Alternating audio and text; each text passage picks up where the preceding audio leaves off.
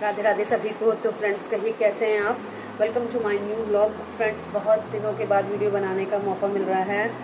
जन्माष्टमी के बाद से हम लोग गए थे श्री माता वैष्णो देवी के दर्शन करने, और वहाँ से आने के बाद मुझे बहुत ज़्यादा थकावट हो गई थी और थोड़ी तबीयत भी ठीक नहीं थी, बहुत ज़्यादा व्यस्तता थी। सो फ्रेंड्स आज बड़े दिनों के बाद मौका मिल रहा है।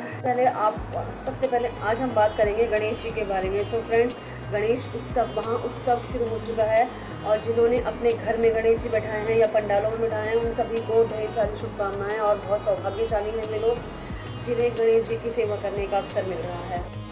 वैसे कि हम सब जानते हैं कि भादो मास की शुक्ल पक्ष की चतुर्थी को गणेश जी चतुर्थी होती है।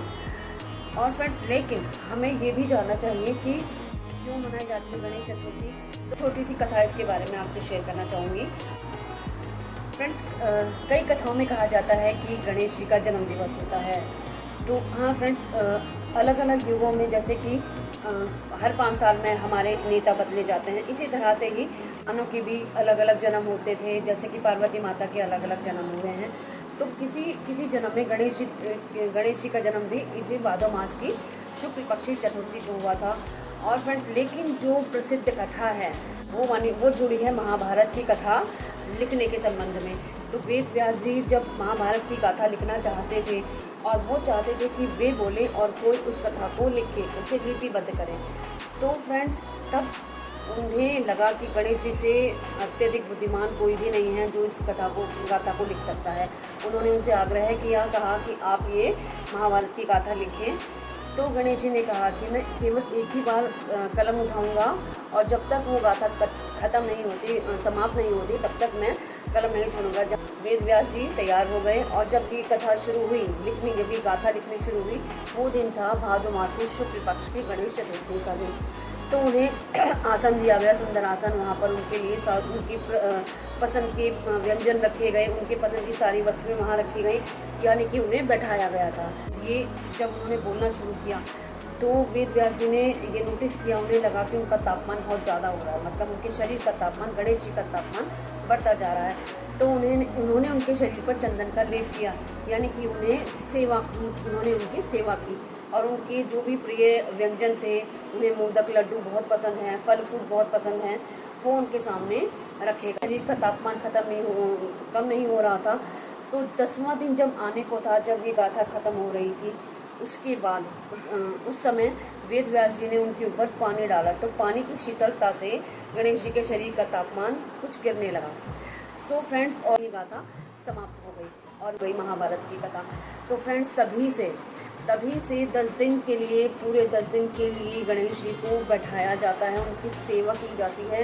और फिर चाहे आप घर में रखें या फिर पंडालों में रखें, आपके पीछे भावना इसके लिए सिर्फ एक ही भावना होनी चाहिए, सेवा और सिर्फ सेवा। और सेवा क्या होती है फ्रेंड्स, उनके जो भी हम जिन देवताओं को पूजते हैं या उन्हें स्थान देते हैं, उनकी प्रिय वस्तुएं उन्हें चढ़ाते हैं, उनके प्रिय पुष्प उन्हें चढ़ाते हैं, और जो उनके प्रिय मंत्र होते हैं वो उनका हम उच्चारण करते हैं। देखिए अगर आप पंडालों में होते हैं फ्रेंड्स, बड़ा मुश्किल होता है वहाँ पर। अगर आप साधक हैं, साधक कौन होते हैं, जो उनके मंत्र जाप करते हैं, उनसे विशेष पूजा करते हैं। ये बहुत सरल पूजा होती है कि आपने उन्हें घर में बिठाया या बाहर पंडालों में बिठाया है, और उन पर आप भोग लगा रहे हैं, जो भी आपसे बन पा रहा है आप वो भोग लगा रहे हैं और आरती कर रहे हैं, दैट्स इट। ये तो एक सरल पूजा होती है। लेकिन फ्रेंड्स अगर आप साधक हैं तो आपको विशेष पूजा करनी होती है। क्या होती है फ्रेंड्स, वो जो विशेष पूजा होती है वो केवल एकांत में होती है, मौन रख के होती है, और वो केवल आपके घर में हो सकती है।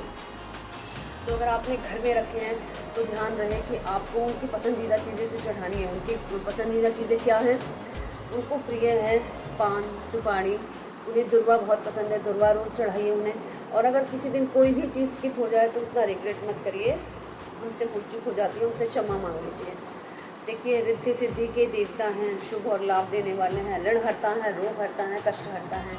आप जो भी उन सेवा भाव से प्रसन्न, आप अपने सच्चे मन से जो भी उनसे मांगेंगे वो आपको ज़रूर देंगे। तो फ्रेंड्स हम सब जानते हैं कि उन्हें आपको स्थान देना होता है, आप जैसा भी स्थान देंगे वो स्वीकार करेंगे। लेकिन यदि आप नहीं ला पाए हैं गणपति जी, या आप पंडालों में भी नहीं ला, या आप घर में नहीं ला पाए हैं, तो फ्रेंड्स कोई रिग्रेट ना करें। या गणेश चतुर्थी का दिन स्किप हो गया है तो भी रिग्रेट ना करें। जो आपके मंदिर में गणेश जी हैं, आप उन्हीं को ये सब चीज़ें हर रोज़ चढ़ाएँ, कुछ ना कुछ उन्हें रोज़ भोग लगाएँ, उनकी आरती करें, उन्हें दुर्वा वर्षे चढ़ाएँ, पान चढ़ाएँ। और फ्रेंड्स एक खास चीज़ होती है, वो है जावित्री। जावित्री गणेश जी को बहुत प्रिय है और फ्रेंड्स उन्हें उनकी आगे जावित्री ज़रूर रखें और कुछ देर बाद उसका प्रसाद सभी घर के सभी लोग थोड़ा थोड़ा उसको ग्रहण जरूर करें। फ्रेंड्स अगर आप घर में नई मूर्ति लेकर आए हैं या स्थापित की है आपने मूर्ति आपने गणेश जी बैठाए हैं या पंडालों में बैठाए हैं, तो आप जानते हैं कि विसर्जन करते हैं।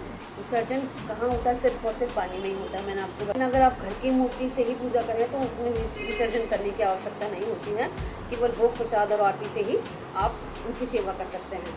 और फ्रेंड्स अगर आप विशेष साधना करना चाहते हैं तो एक काम ज़रूर करिए, उन्हें हल्दी की माला ज़रूर चढ़ाइए। जी हम बनी हुई हल्दी की माला आती है, 150 रुपये की आ जाती है और वो हल्दी की ही होती है। आप उन्हें वो पहनाइए फ्रेंड्स, और एक माला और रखिए अपने पास, हल्दी की रखें या कमलगट्टे की रखें या स्फटिक की रखें या रुद्राक्ष की रखें। आप उनके जो प्रिय मंत्र हैं ओम गण गणपते नमः, उसका जाप करेंगे। आप एक माला करें, 2 जितनी आपकी श्रद्धा है, जितनी आपकी सामर्थ्य आपके शरीर साथ देता है, लेकिन कोशिश करें कि अर्ली मॉर्निंग करें या फिर रात में करें, क्योंकि फ्रेंड्स दिन के समय में इतना शोर होता है कि साधना करना बड़ा मुश्किल होता है। शोर से ज़्यादा एकांत में ही हम उनसे कनेक्ट हो सकते हैं।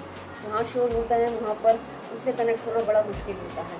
लेकिन अगर आप उनसे कनेक्ट होना चाहते हैं, उनसे बात करना चाहते हैं, तो फिर आप अपने घर की जो मंदिर की मूर्ति है आप उनसे भी कनेक्ट हो सकते हैं। फ्रेंड्स देखिए, आप उन्हें मीठा पान भी चढ़ा सकते हैं। आप जो पान की दुकान होती है वहाँ पनवाड़ी को बोल सकते हैं कि पूजा का मीठा पान लगाएं। लेकिन अगर नहीं आपके पास है तो पान का पत्ता लाइए, उस पर 2 लौंग, 2 इलायची और 2 बताशे रखकर उन्हें चढ़ा सकते हैं।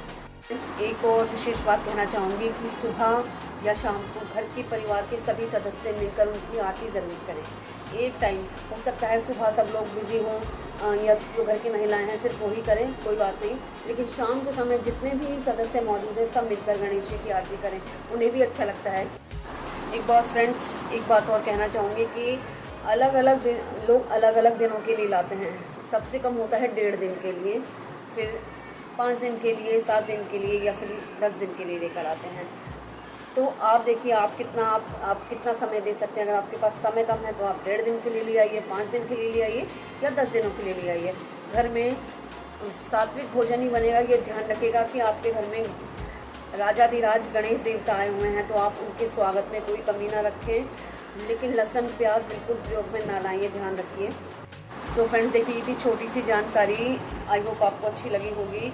अगर अच्छी लगी हो तो लाइक ज़रूर करिएगा और कमेंट बॉक्स में लिखिएगा गणपति बाप्पा मोरिया। अपने नियर डियर को ज़रूर शेयर करिएगा और सब्सक्राइब करना बिल्कुल ना भूलिएगा। जल्दी ही किसी नई वीडियो में, तब तक के लिए राधे राधे और आपको गणपति उत्सव की ढेर सारी शुभकामनाएं। गणपति बाप्पा मोरिया। राधे राधे।